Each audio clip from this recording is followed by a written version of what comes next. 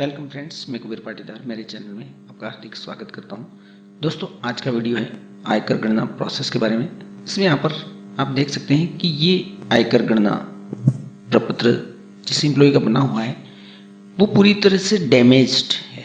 यहाँ पर आरजीएचएस की डिडक्शन अगस्त और सितंबर महीने की नहीं कटी हुई है। आफ्टर ऑल यहाँ पर जीपीएफ जो कटौती है, ये एम्प्लॉई है वो 2004 से पहले का एम्प्लॉई है, इसलिए उनके जीपीएफ डिडक्शन है। तो यहाँ पर 2850 है मार्च, अप्रैल, मई और जून तक, और जुलाई में भी 2850, लेकिन यहाँ पर अगस्त में आकर इनका 2500 कर दिया है। यहाँ पर भी 2500 और यहाँ पर ये वापस 2850। आफ्टर यहाँ पर एसएएफ डिडक्शन देखेंगे आप, तो यहाँ पर एसएएफ डिडक्शन जो मार्च से आ रही है वो डिडक्शन आ रही है 2200 रुपये की। कब तक आ रही है? जुलाई तक आ रही है। उसके बाद में यहाँ पर अगस्त से उनकी एसआईएफ डिडक्शन लेस हो गई है 1100 रुपये। उनका जीए 55 भी ऐसा ही कुछ है। यहाँ पर जो डिडक्शन अपन ने आयकर गणना प्रपत्र में देखी है वही डिडक्शन है। यहाँ पर एसआईएफ की डिडक्शन और ये आ गई उनकी जीपीएफ की डिडक्शन। यहाँ पर मार्च महीने से जो डिडक्शन आ रही थी उनकी वो सही आ रही थी। जीपीएफ में 2850 और यहाँ पर आरजीएचएस 658 और एसआईएफ डिडक्शन यहाँ पर 2200 रुपये की आ रही थी। कब तक आई? जुलाई 2022 तक।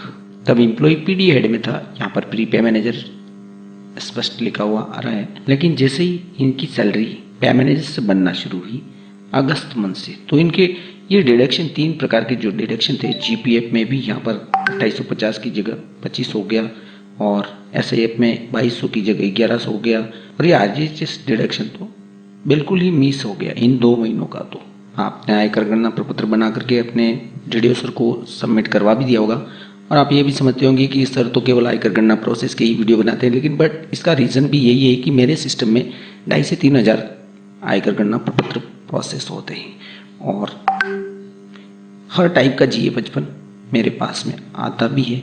और इसमें कहाँ पर डिडक्शन कौन सी मिस है और कहाँ पर कौन सी डिडक्शन शो नहीं हो रही है, वो सभी अच्छे से आप देख करके उसके बाद में ही अपने डीडीओ सर को जमा कराया। मैंने प्रीवियस वीडियो में भी यही बताया है, क्योंकि ओरिजिनल जो जीए 55 होता है वो ये होता है कि अपन को करंट जो फाइनेंशियल ईयर चल रहा है उसमें एक तो अपना जनवरी, फरवरी और मार्च का जो डीए यहाँ पर जमा हुआ था, ये रहा वो डीए स्पष्ट शो कर रहा है, वो डीए शो होना चाहिए। दूसरा यहाँ पर जुलाई, अगस्त, सितंबर का 34 से 38 यानी कि 4% डीए यहाँ पर इस एम्प्लॉय को मिल चुका है, तो यहाँ पर ये डीए शो हो रहा है। उसके बाद में यहाँ पर अगर उस एम्प्लॉय द्वारा पीएल सरेंडर लिया है इस वित्तीय वर्ष के दौरान तो वो भी शो होगा। अगर आप बोनस की रेंज में आते हैं तो बोनस भी यहाँ पर शो है, बोनस मिला हुआ है। तो वित्तीय वर्ष के दौरान जो भी आपको ग्रॉस इनकम शो हुई है वो यहाँ पर नीचे टोटल अलाउंस में शो कर देगी।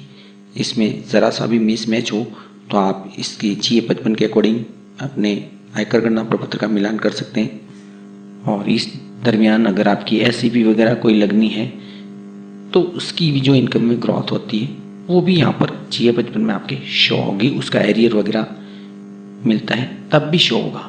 तो ये होता है परफेक्ट जीए 55, यानी कि विदाउट एनी कन्फ्यूजन। लेकिन यहाँ पर इस एम्प्लॉय को जो डिडक्शन में लॉस हुआ है, यहाँ पर 2200 की जगह 1100 डिडक्ट हुए और यहाँ पर आरजीएचएस 658 बिल्कुल मिस कर दिया है 2 महीनों का।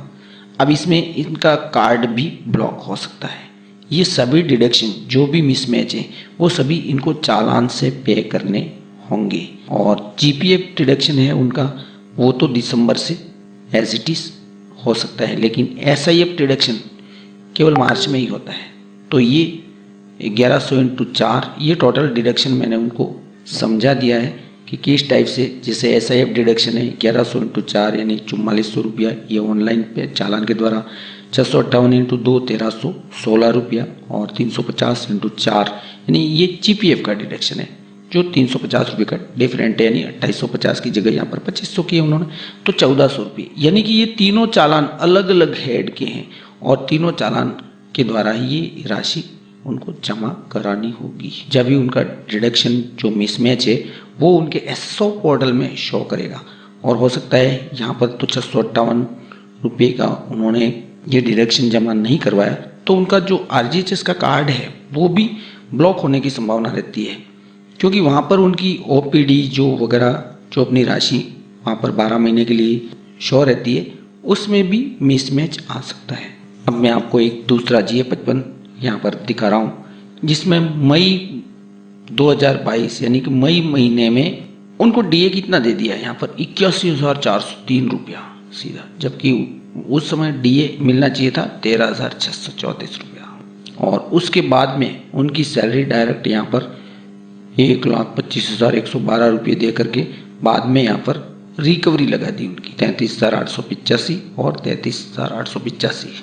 ये टोटली GA55 की मिसमैच होती है। ऐसी टैक्स लाइबिलिटी अपनी कितनी भी आए उससे मतलब नहीं है अपन को। यहाँ पर ध्यान रखने वाली बात यही है कि अपना आयकर गणना प्रपत्र जो अपन अपने डीडीओ सर को सबमिट करवा रहे हैं वो अपने GA55 के अकॉर्डिंग ही होना चाहिए। यहाँ पर 9,80,123 रुपया इसकी ग्रॉस इनकम आ रही है, तो वही ग्रॉस इनकम प्लस आप यहाँ पर इसके अलावा भी ये बेसिक है, डीए है, एचआर है, बोनस, सरेंडर डीए, ये सरेंडर डीए इनको नगद मिला है या जीपीएफ में जमा हुआ है, तो वो सभी यहाँ पर आप चेक कर सकते हैं। जैसे LIC इनकी इतनी आ रही है, SIP डिडक्शन इनका इतना है, इनकम टैक्स के डिडक्शन यहाँ पर मिलान नहीं हो सकता क्योंकि कोई ज़रूरी नहीं है, इनकम टैक्स हर महीने में कभी कम ज़्यादा होता है, तो ये सभी डिडक्शन यहाँ पर मैच होने चाहिए। जैसे ये आयकर गणना इनका बेसिक कितना हो रहा है 6,67,350, तो इनका बेसिक यहाँ पर 6,67,350 रुपया बेसिक क्लियर हो गया। तो ये थी दोस्तों करंट जानकारी जो मैंने इस वीडियो के माध्यम से शेयर की। दोस्तों जानकारी अच्छी लगी तो वीडियो को लाइक एंड शेयर जरूर करें। Thanks for watching my video.